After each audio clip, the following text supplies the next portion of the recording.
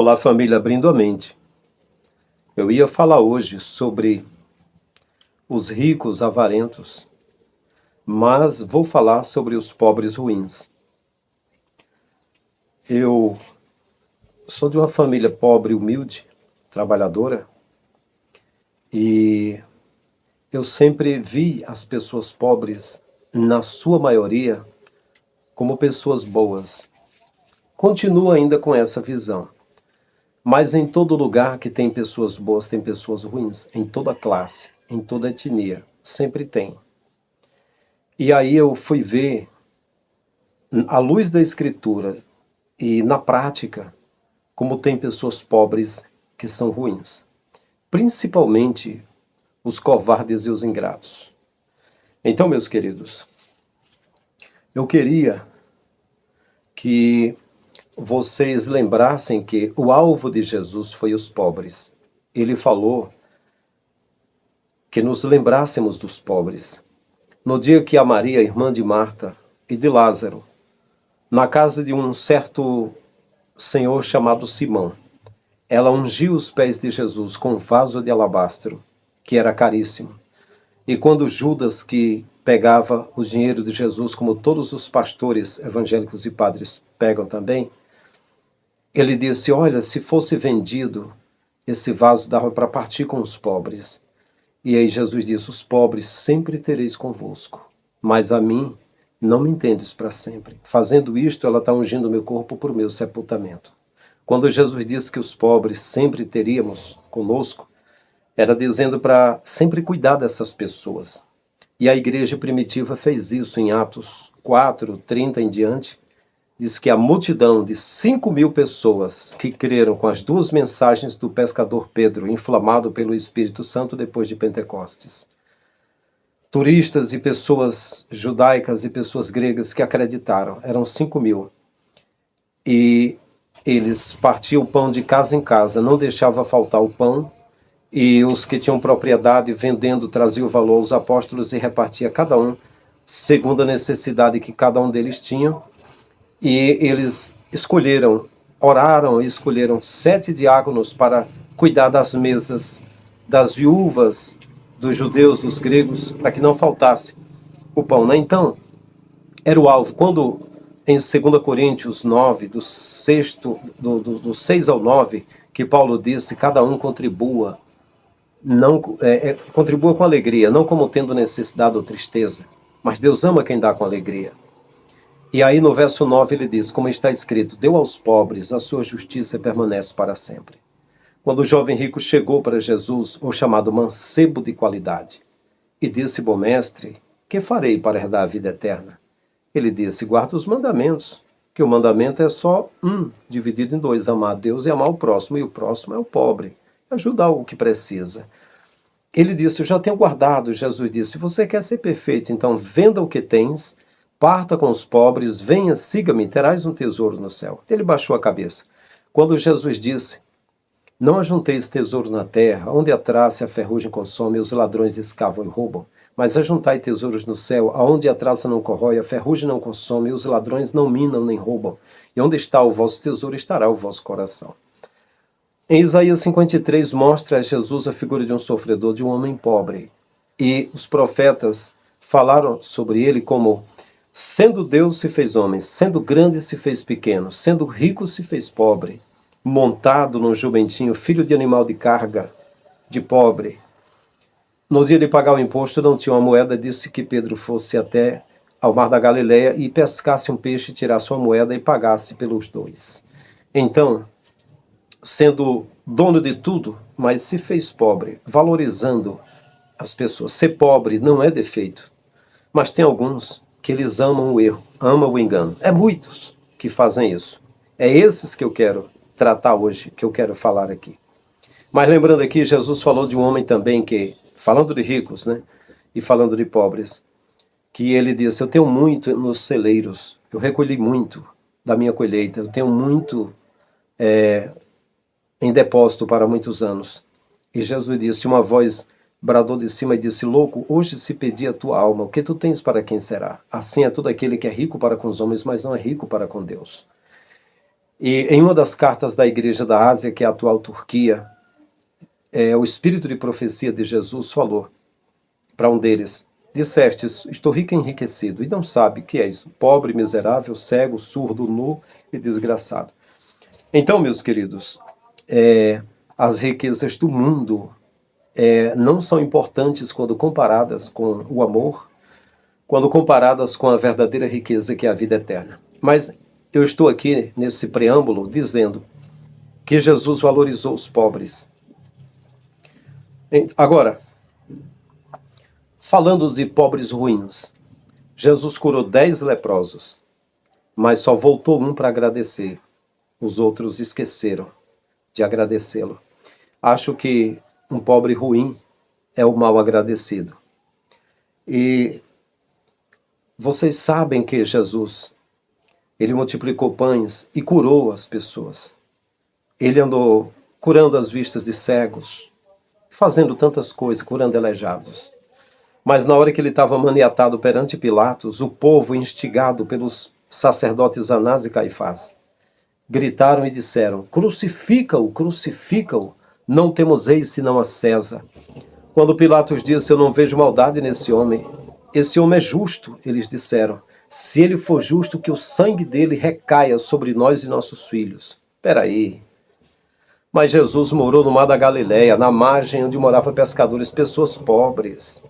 Jesus serviu a eles. Por que essas pessoas, na hora X, negaram a Jesus? São os pobres ruins, né? Que Jesus disse: tu, Cafarnaum, erguete-ás até os céus? Um povo pobre, sofrido, que estava em trevas. Jesus habitou lá, morou lá, hospedado em um quarto da casa de Pedro, onde a primeira vez ele foi, a sogra de Pedro estava com febre e ele curou. Quando ele estava lá, lotava a casa de pessoas carentes e necessitadas. Jesus evangelizava, curava os enfermos, e as mulheres que serviam a Jesus com fazendas, ele pegava e comprava comida e distribuía entre eles. Mas na hora do julgamento, que o sangue dele recaia sobre nós e nossos filhos. Fora com estes, se soltares. Não é para ele escapar dessa. Não és amigo de César, ou Pôncio Pilatos, governador da Judéia? Não és amigo de César. Crucificam, foi o que a multidão gritou. Negaram a Jesus. Quando eu retornei em 2013 para cá, estava morando em São Paulo.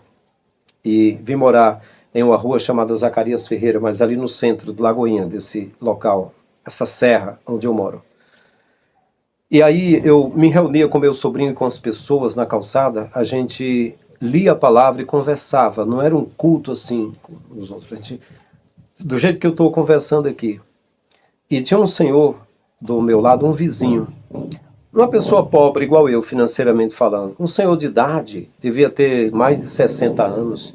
Aí eu dizia: opa, senta aqui conosco um pouquinho, vem cá, sente aqui. Eu sempre convidava ele, um dia ele resolveu sentar.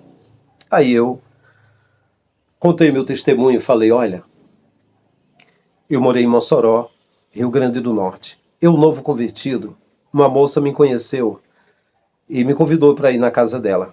A casa dela era no Planalto. O Planalto era o Alphaville de São Paulo, era a Aldeota de Fortaleza, é a parte nobre de Mossoró, a parte dos ricos. A casa que ela morava era o único prédio que tinha lá, vizinho de uma churrascaria chamada Laçador. Uma moça de olhos verdes, bonita de aparência, uma pessoa muito boa. E a gente namorou um mês.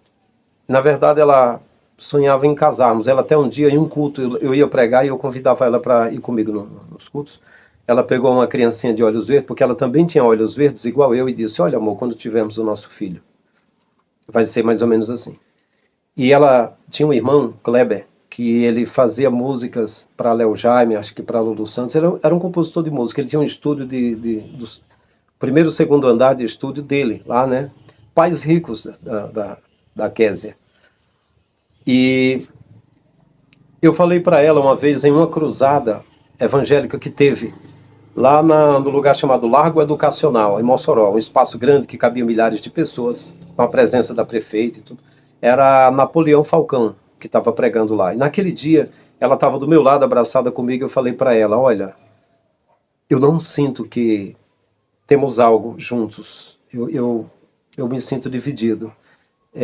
E ali, né, acabou o nosso romance, eu não senti... Quer dizer, se eu fosse um cara com os olhos grandes, como diz aqui no Nordeste, só pensando em riquezas, claro que eu tinha casado com aquela moça porque ela era bonita, ela era loira, tinha os olhos verdes, tinha feito o curso para ser Paquita da Xuxa, e além de pais ricos, a mãe dela gostava muito de mim, Maria Soares. Era uma senhora dona do salão de beleza e gostava muito de mim, sabe?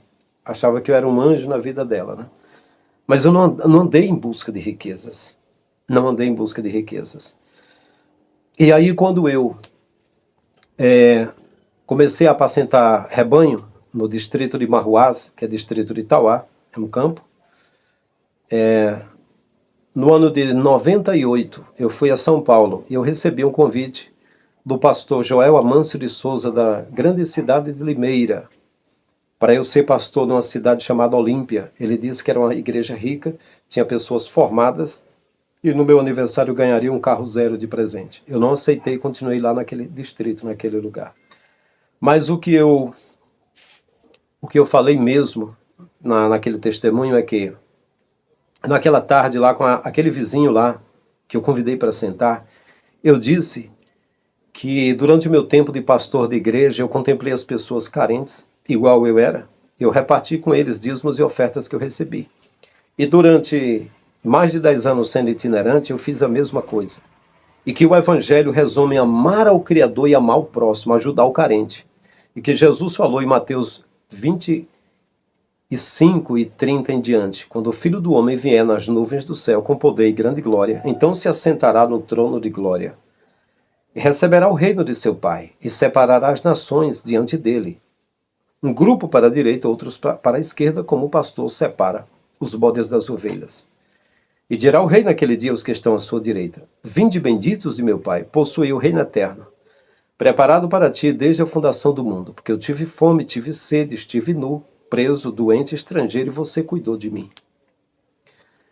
E aí dirá aos que estão à sua esquerda: apartai-vos de mim, malditos, para o fogo eterno, preparado para Satanás e seus anjos. Porque eu tive fome, tive sede, estive nu, preso, doente, e você não cuidou de mim. Os fiéis perguntarão ao rei: quando foi que eu te vi nessa situação e te assisti? Ele vai dizer: toda vez que fizeste um destes meus pequeninos irmãos que creem no meu nome. Os pobres, né? E dirão os infiéis também: quando foi que te vimos nessa situação e não te assistimos? Ele vai dizer: toda vez que deixaste de fazer a um destes meus pequeninos irmãos, a mim deixaste de fazer. Então, pedindo que cuidasse dos pobres.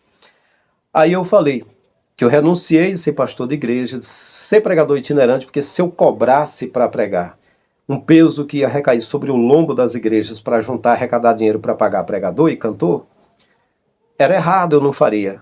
Eu pedia que desse uma oferta de amor e muitas vezes eles pagavam 5 mil a um, 10 mil a outro, 20 mil a outro e esquecia de mim. Dizia: eu fiquei sem nada, venho daqui a 30 dias. Eu renunciei e aí falei para ele: vim para aqui, para esse lugar onde eu moro, peguei meu carrinho velho, fiz campanha juntando 1 quilo de feijão, de arroz, fazendo a feirinha para entregar às pessoas que precisassem, até o meu carro quebrar e eu parar de fazer. E apregoei isso. Resumi tudo em amar a Deus e amar o próximo. Eu cursei seminário, estudei bastante, mas resumi isso. Eu conversava ali né, na calçada e ele falou assim: você está certo.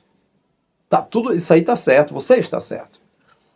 Quando foi no outro dia, ele falou para uma irmã que juntava com a gente ali: aquele é o falso profeta.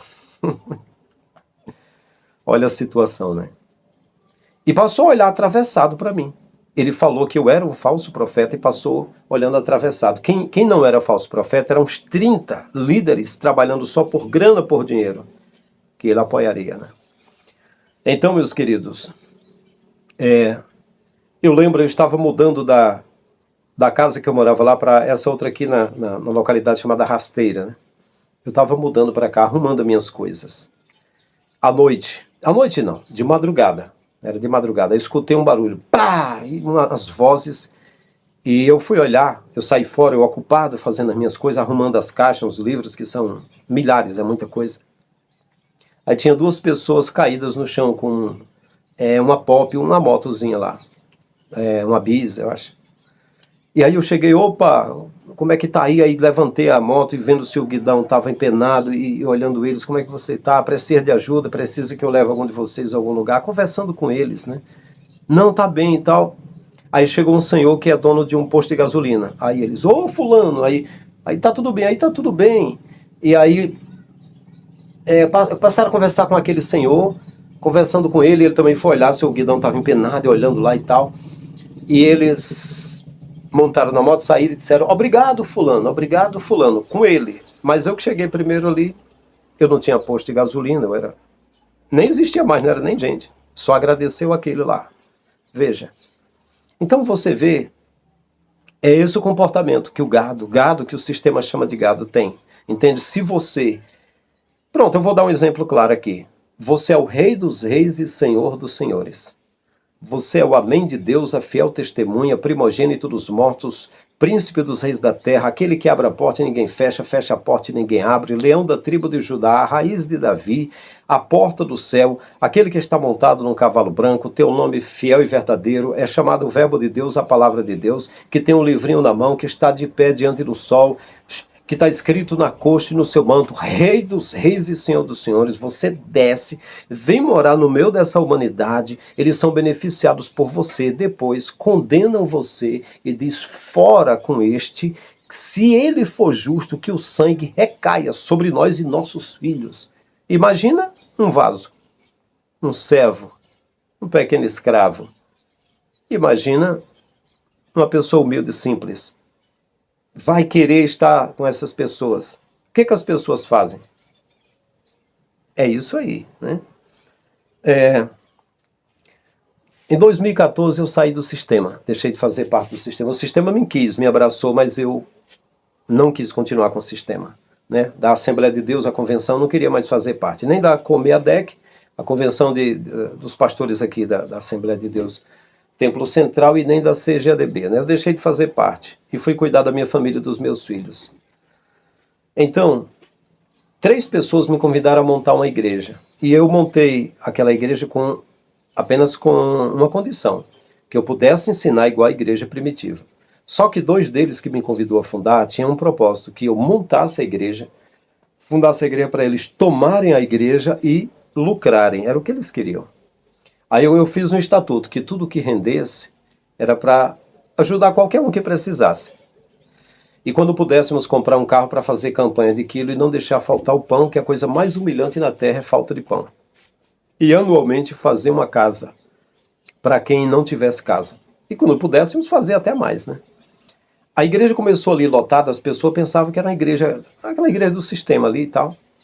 E comigo tinha 3 obreiros. Um deles era uma pessoa boa, os outros 2 eram cães gulosos. Com um mês, tudo que rendeu, um deles ficou, que foi o Pedro Paulo, um rapaz aqui do local. Que eu tinha ordenado ele evangelista para me auxiliar, para me ajudar, né? E ele e o meu co-pastor, que era presbítero, eu consagrei ele a pastor para ele ser o meu vice-presidente. Aí os 2 estavam de tititi, eu perguntei o que era, eles disseram, é porque nós queremos uma igreja igual às outras. Você não pode atacar os pastores. Atacar é eu dizer que eles deveriam dividir os dinheiro com os carentes, como eu fiz, né? Ele disse, esse teu plano não funciona. Nós queremos dízimos e oferta para nós, os líderes. Nós queremos que você deixe no estatuto pronto para a gente mudar de presidente. Eu falei, mas eu nem sou presidente direito. Eu comecei só faz um mês, já quer mudar? Aí eu falei, eu estou fora de vocês. Então eu saí, deixei de fazer parte ali. E aquela igreja também acabou. Começou lotadinha, mas já acabou porque eles não eram líderes, eram cães gulosos mesmo. E ele, que era evangelista agora, ele largou e foi se pendurar, ser auxiliar, foi diácono na Assembleia de Deus de volta lá. Pois bem, e aí tinha um grupo de pessoas comigo, pequenininho, era da minha família apenas o meu sobrinho. Aí tinha os cunhados dele, aí tinha a irmã Bia, umas pessoas, e a gente reunia, mas eu não tinha como manter um salão, pagar um local, porque... era pouquinha gente, eu não tinha salário de nada, eu só estava querendo transmitir a palavra, ajudar alguém. Né? Ainda pelejei por um tempo, arrecadando alguma ajuda para pagar um templo, mas não faz sentido. Né? O que a dona do templo queria, do salão, era receber o dinheiro dela todo mês. Se eu tivesse um imóvel que eu tivesse construído, né, com meu suor, e eu pudesse alugar, e do aluguel eu pudesse ajudar um carente, eu fazia, né, ajudar, né. Então... Eu lembro que com as pouquinhas pessoas a gente reunindo lá, né, depois de separar deles lá e tudo, e mudar o lugar, né, porque eu deixei lá para ele e arranjei outro local. Eu lembro que eu tinha sofrido um acidente. Para não atropelar uma pessoa. Eu puxei o guidão da moto, a pessoa atravessou na minha frente, né? E eu me joguei na frente de um carro e tive um desligamento de clavícula e atrasei umas contas, né? Aí nessa igreja que eu fiz, criei o estatuto que era para ajudar qualquer pessoa, igual a igreja primitiva, que o pastor lá seria Jesus, não eu, né? Aí a irmã Bia, que fazia parte com a gente, convidou uma senhora. A senhora disse: ir para a igreja daquele caloteiro? Não vou não. Ou seja, os outros, como a Assembleia de Deus, o pastor lá tinha Hilux, o melhor carro da cidade, casa pastoral, tudo grande lá, então é santificado, é beleza. Mas alguém que tem contas atrasadas deveria dizer assim: eu vou fazer uma igreja com dízimos e oferta para eu pagar minhas contas, mas tendo as coisas atrasadas, ainda abrindo mão de tudo para querer ensinar igual a igreja primitiva, é chamado de caloteiro. Tá vendo? O que pessoas pobres, que não têm um coração bom, como são covardes? Repito, eu não generalizo, claro que não. Eu sempre vi as pessoas pobres, a gente diz assim, pessoa humilde e pobre. Ser humilde é uma coisa, ser pobre é outra. Tem pobre que é humilde, mas a pior coisa que tem é o pobre arrogante. E tem muito pobre arrogante, entende? Então você tá fazendo um trabalho para eles. Eu até cheguei a pensar, cara, na hora que eu abri uma igreja e disser que essa igreja, tudo que entrar é para ajudar qualquer um. O meu sonho era poder ter como pagar o aluguel do local, a não ser que alguém doasse no lugar, um empresário, né? E dizer assim no final do culto: irmão, eu queria saber quem a gente recolheu as ofertas e eu quero ver a necessidade dos irmãos. E uma pessoa dizer assim: eu preciso comprar o café da manhã, vamos separar o café da manhã da irmã Raimunda, vamos comprar o botijão de gás do irmão Pedro, vamos ajudar aqui no aluguel de fulano, e ajudar as pessoas. Mas as pessoas que poderiam se agregar comigo, sabendo que eu sou um cara humilde, que eu era um pregador, como muitos diziam, um pregador de elite, um pregador de mão cheia, né? E que fui líder de igreja, podia dar as mãos, mas não. Eles me desprezaram, porque eu prezei eles, eu valorizei eles, né? Então é isso aí que aconteceu, né? Aí o seguinte, abreviando aqui, ó, o doutor, já ouviram falar do doutor Raymond Rife? O doutor Raymond Rife, ele encontrou a cura para o câncer. Ele criou um microscópio muito mais ampliado do que qualquer microscópio já tinha sido criado na Terra. E ele conseguia enxergar e ver o vírus e células cancerígenas. E conseguir remover isso sem atingir os tecidos. E esse cientista, ele começou a ser perseguido, viu? Essa tecnologia era baseada em frequências. Isso ele iniciou em 1930, esse trabalho arrojado, com um único desejo: ajudar pessoas, principalmente pessoas pobres, que não pudessem pagar tratamento para câncer, que é muito alto, mas para ser um tratamento baratinho, né? Então, o que aconteceu? Ele fez um teste em uma clínica nos Estados Unidos, de tratamento para 16 pessoas. As pessoas foram curadas com sucesso.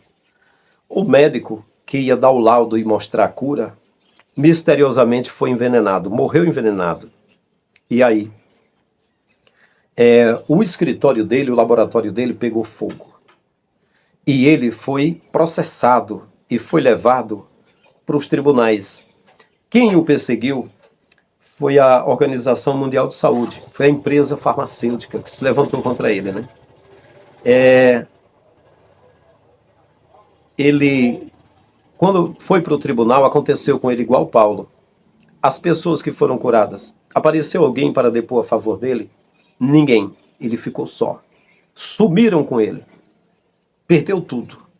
E o bem que ele fez para as pessoas, ele fez igual Nikola Tesla. O Nikola Tesla, criador da corrente alternada, um cientista brilhante, que criou várias invenções que foram roubadas e patenteadas por Thomas Edison, que queria energia gratuita para todo mundo, queria beneficiar todo mundo, acabou perdendo tudo pela perseguição do sistema. da elite global, donos da economia mundial, que não apoia pessoas que querem servir a humanidade. Não existe apoio. Se você, por exemplo, eu fiz esse canal aqui para falar a verdade, para apoiar pessoas humildes, pessoas pobres, para ser uma voz de quem não tem voz. Você acha que muitas das pessoas que são pobres vão apoiar? Eles vão procurar um canal de um ricão, eles vão procurar catedrais, eles não vão apoiar alguém que diz que você mesmo é o templo do Espírito Santo, que você que é pobre, mas você pode ser rico da graça de Deus, eles não querem saber. O mundo jaz no maligno. Então o que acontece? Em 1934, ele fez isso, conseguiu essa cura, foi processado e levado à justiça. E ninguém o apoiou. Ele foi forçado a suprimir, a acabar com a sua cura. Queimaram tudo que ele fez a respeito de cura, a respeito do seu projeto, da sua invenção. Eles destruíram tudo. Por quê? Porque o tratamento convencional do câncer retira muito dinheiro. E aí ele iria mexer na economia dos ricos, da elite satânica global. Então ele foi perseguido, né, pelo American Medical Association, a Associação Americana de Medicina, o procurou botar atrás das grades, a tomar todas as suas invenções. E, enfim, o American Cancer Society ridicularizou ele, como que ele fosse um charlatão, como que não tivesse valor de nada.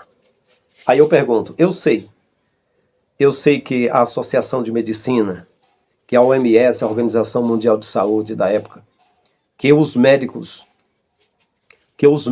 perseguiram ele, porque ele estaria acabando com a fraude deles, porque existe cura para câncer, né?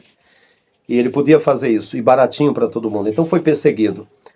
E das pessoas que foram curadas, eu sei que estavam em risco, que se sentiam com medo da empresa farmacêutica que estava perseguindo.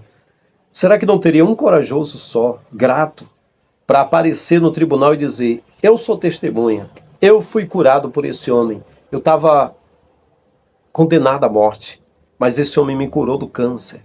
Ele realmente criou uma invenção maravilhosa. Cara, eu faria isso se eu tivesse sido curado. Já que eu estava condenado pelo câncer, mesmo que me condenassem de repente a empresa farmacêutica, assim como o médico que ia mostrar o laudo de cura de 16 pessoas que foram curadas, foi envenenado, eu sei que correria risco. Mas será que não tinha nenhum servo do Criador que usasse a fé, que pedisse proteção ao Criador e já que ele deu vida para pessoas, cura para pessoas, por que alguém agora não iria agora, na hora que a vida dele estava também em risco, na hora que a vida dele estava perdida, por que não apareceu alguém para ajudar a salvá-lo agora? Mas o que acontece é que Jesus curou 10 cancerosos, aliás, 10 leprosos, somente um veio agradecer. E 16 pessoas que foram tratadas. Por que nenhum parente dessas pessoas foram depor a favor de Raymond Rife? Não, né? Eu concluo aqui dizendo, eu vim morar aqui nesse local, e vizinha minha, eu tive um vizinho que eu considerei o melhor vizinho que eu já tive na vida. Falei para ele que as pessoas diziam que o barulho era muito grande, tinha muita zoada, eles botavam música, mas eu não me incomodava. Eu falei que amo as pessoas que fumam, apesar de eu não fumar. Amo as pessoas que bebem, apesar de eu não beber. Não tenho problema com música, porque eu era criança e meu pai tinha um bar, tinha discos, tocava música. Eu não me importava com nada daquilo, estava tudo certo. Então, um vizinho bom, ele pegava um peixinho lá, as piabinhas, oferecia pra gente, se a gente queria, repartia. Eu agradecia, veio, matava o porco, pegava a cabeça. Eu não curto muito cabeça de porco, mas eu oferecia pra gente, eu recebia. Pegava umas manguinhas, ver que caía do pé ali, a mangazinha rachada, né, madurinha, mas, e oferecia, agradecer, eu gosto, não é? E da mesma forma, eu tentando ser um vizinho bom também, um vizinho bom. E aí falei para ele, disse o seguinte, eu renunciei a ser líder de igreja, ser rico. Eu poderia estar ensinando teologia em núcleos de teologia, pessoas bem financeiramente, poderia estar ganhando, ensinando em vários núcleos. Eu poderia estar dando palestra com apostilas, com DVDs, como eu já fiz, e cobrando e ganhando muito, mas eu prefiro estar no meio de pessoas humildes igual eu, igual vocês aqui, eu considero todos amigos, né? Sempre tratei assim. Aí um dia a filha dele estava bem doente, estava no balão de oxigênio, a menina. Chamei minha esposa, fui até a casa dele, eu soube que ele chorava muito, com medo da filha morrer. Fizemos a campanha, oramos para que ela voltasse, ela voltou. Eu sei que foi a medicina e que o pai abençoou, mas nós oramos, de mãos dadas com os parentes. Ele não apareceu, que ele estava muito choroso. E aí depois ele teve um acidente também. Levou uma barroada e machucou muito o olho, ficou quase cego de um olho. E aí eu fui pesquisar, eu fui ver, até falei para ele que ele usasse, comesse uva, que uva é muito bom para sarar. E fui pesquisar que ele fizesse cirurgia, que as cirurgias que mais dá certo é de olho. Podia fazer cirurgia no olho e fiquei orando, intercedendo. No período em que ele estava consertando a área da sua casa, precisava de 40 sacos de cimento. Eu falei para ele, eu vou conversar com um homem que é genro do prefeito e outro que é sócio dele, eu vou tentar conseguir esse cimento para você.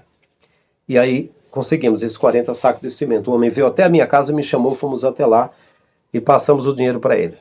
Então, depois faltou energia na casa dele. Eu ofereci a minha energia, peguei um cabo dele, liguei com a extensão que eu tinha. E já fazia 3 meses, estava oferecendo energia para ele. E estava aguardando na hora que ele ligasse a energia e dissesse, quanto eu te devo? Eu ia dizer, já pagou com a sua amizade, só quero a sua amizade. Deu um curto-circuito na minha extensão. Ele foi lá em casa falar, porque era de madrugada, 4 horas da madrugada, e a minha extensão passava de uma casa para outra, era de outra casa vizinha que eu aluguei, uma casinha, porque a minha estava sem energia, eu liguei nas extensões, desligou meu PC, que eu trabalho desenhando arte, desligou minha geladeira e o som que ele estava ouvindo 4 horas da manhã. Então ele foi na minha porta, pediu para ligar, eu falei, tá ligado, eu vou tentar consertar, vou ver o que houve. Aí ele saiu, voltou, bateu forte na porta e disse, você está incomodado com a minha música? Eu falei, não estou incomodado, foi um problema na extensão. O que aconteceu? Eu saí para consertar, ele foi, arrancou o cabo à força, puxando, quase quebrando a minha extensão lá pela cozinha da minha casa. O cabo estava enganchado, a tomada na porta da minha casa, eu abri. Aí eu falei, compadre, só um momentinho, eu vou consertar isso agora. Ele disse, vai pra P que pariu, seu filho da P. E o que aconteceu? Ficou de mal comigo. Ficou torcendo a cara, depois não quis mais falar comigo.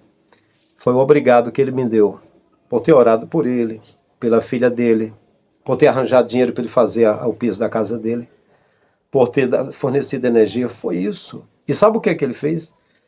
Me escolheu para eu ser o patinho feio, para eu ser o cara ruim. Legal, né? Você fala para as pessoas que ama eles, fumando, bebendo, raparigando, fazendo tudo, você ama eles assim mesmo, você vai morar juntinho deles. Você diz que não tem dinheiro não, mas o que puder no conhecimento ajuda. Está ali só para servir. Você está servindo. Acontece um acidente. Você é xingado e a partir dessa hora, tudo que você fizer é reprovado. Pronto. Virou meu inimigo gratuito. Eu sou ruim agora. Tudo que eu falar não serve mais. Então eu tive de pelo menos procurar os parentes e dizer, olha, eu só tive ele como uma pessoa boa e eu só fiz o bem. Quer dizer, na mesma madrugada eu consertei, eu fui até lá, quando ele estava lá no terreiro, lá no lugar com o som ligado, eu fui lá, aí pedi para falar e falei, ei, compadre, liguei, tá tudo certo, nós somos amigos, viu? Tá tudo certo. Que amigo o quê? Até o que eu falei com os parentes, ele disse depois, você andou falando merda, de que foi, que merda eu falei? Então, meus queridos, por aqui eu digo que é por isso que a elite global quer acabar com 90% da população mundial. Chama de gado esse povo. Jesus ama, a gente ama, eu amo. Mas no meio desse povo tem muita gente ingrata. Tem muita gente ruim. É por isso que tem gente que é feio, que é defeituoso, que é broxa, que é corno, que é pobre e merece até mais. Deus sabe o que faz. Porque tem gente muito ruim, cara, muito ingrato. Então, assim como tem ricos avarentos ruins, tem pessoa pobre muito ingrato também. Você renuncia a tudo e se alegra em ser uma pessoa pobre também, igual eles, rico da graça do Criador e falar a verdade. E aí ele diz assim, não, de 30 cães gulosos que tem, você é ruim. De todos os meus amigos aqui, os papudinhos, você é o pior. Aí o que acontece? Tem sido para mim o quê? Artigo 140 do Código Penal, injúria. Eu tenho sido injuriado em muitos dos casos. Eu vou acabar pedindo respeito. Eu vou acabar indo mais avante. Sentar essas pessoas e conversar diante de autoridade e dizer, é assim que você tem de tratar. Né? Sou um pastor evangélico honesto, uma pessoa que vive para servir, que só fiz o bem e a ingratidão. Né? Então, meus queridos, o que eu tenho para falar é isso hoje, não é? Ser pobre não é defeito, mas ser ingrato é um defeito muito grande. Ser pobre não é defeito, mas ser arrogante é um defeito. Ser ignorante é uma coisa, ser burro é outra. Eu vou dizer o que é ignorante. O que você ignora é o que você não conhece. Quando você não conhece, você é inocente. Você pode ser adulto, mas é comparado com a criança, porque você não conhece. A partir da hora que você conhece, você não é mais inocente. Agora, ser burro é você ver a verdade e se endurecer para não aceitar. O pior burro é aquele que não quer aprender. Se você não quer aprender, mas você quer condenar, você não dá a chance de alguém explicar, de alguém, ou não quer acreditar no que alguém está dizendo e ainda culpa essa pessoa, você é muito burro. Então tem gente que é assim. Nasceu para ser burro de carga, nasceu para ser achincalhado, para ser humilhado. Porque tem pessoas que é assim. Eu estava falando com um amigo meu, irmão Vandeglan Chaves, da cidade de Catarina. Ele foi auxiliar meu lá durante 3 anos e 3 meses, é meu amigo. E a gente sempre conversava pelo Facebook e agora pelo WhatsApp, né? Ele diz assim, pastor, tem pessoas que têm problema com todo mundo, mas quando chega a minha vez parece que o mundo se acaba. Aí ele gasta toda a energia comigo. Eu digo, comigo é a mesma coisa. Tem gente que engole sapo de todo mundo, sofre humilhações. Aí, quando chega em mim, se houver um problema, ele já nunca o que falou com outros vem falar comigo. Agora, eu sou alguém que não poderia brigar com ninguém. Porque o cara pode apanhar e ficar caído lá no chão. Mas se um dia tentar me agredir e se eu der um cascudo nele, pronto, seria capaz do cara, não, agora eu vou vender meu carro, minha casa, mas eu tenho de sepultar o Frank Lima, porque agora o mundo acabou. Então é isso, sabe? Desculpa eu desabafar aqui, mas quando eu criei esse canal foi para desabafar mesmo. Porque eu acho que todo homem, toda mulher, ele tem muita coisa dentro de si para desabafar. E os meus anos de mais de 20 anos sendo líder, sendo pastor da igreja, passei a minha vida toda ouvindo desabafos. E quem precisar desabafar, pega meu zap aí. É uma coisa tão pessoal minha. Pega o zap, desabafa que eu vou ouvi-lo. Então, meus queridos, é isso. Se gostou, deixa o seu like. Compartilhe com seus amigos. Se o sininho das notificações não estiver ativo, ative esse sininho para receber os nossos vídeos diários. Até o próximo vídeo. Estamos juntos. Pessoas que poderiam ter mudado o mundo e desapareceram. Raymond Rife foi um médico americano que conseguiu encontrar a cura para o câncer em 1934. Raymond era uma pessoa muito trabalhadora em suas pesquisas sobre esta doença. O doutor conseguiu isolar o micro-organismo nas células cancerosas chamada VX vírus. Foram necessários 10 anos de intenso estudo antes que ele alcançasse os primeiros resultados. Um ano depois, ele projetou um microscópio universal capaz de ampliar o tamanho do objeto em até 60 mil vezes, como um verdadeiro gênio. Dr. Rife usou ressonância de frequência de luz para destruir organismos usando frequência natural sem destruir tecido saudável. Em outras palavras, ele criou uma espécie de pequena bomba, o que eliminaria apenas as partes doentes das células. E em 1934, apenas 2 meses após a sua descoberta, ele já havia curado 14 pacientes com câncer, dos quais 16 foram tratados, enquanto os outros 2 foram curados 6 semanas depois. Isso significa que dos 16 pacientes atendidos, 16 foram curados. Mas, infelizmente, quando a descoberta estava prestes a ser entregue ao mundo, tudo relacionado ao médico foi apagado. Em 1934, o Dr. Milk Johnson estava prestes a anunciar o resultado desse tratamento contra o câncer, mas acabou morrendo por envenenamento e seus papéis desapareceu misteriosamente. E depois, o extenso laboratório também foi incendiado. Outro cientista, nomes de médicos tinha. Cópias de algumas obras extensas também acabaram morrendo num incêndio inexplicável. Este incêndio também destruiu documentos que comprovavam a cura do câncer. Terapia de Rife Raymond. Os trabalhos e projetos de Rife foram rejeitados e ridicularizados na época com a American Cancer Society, afirmando que as ideias de Rife eram típicas de uma teoria da conspiração.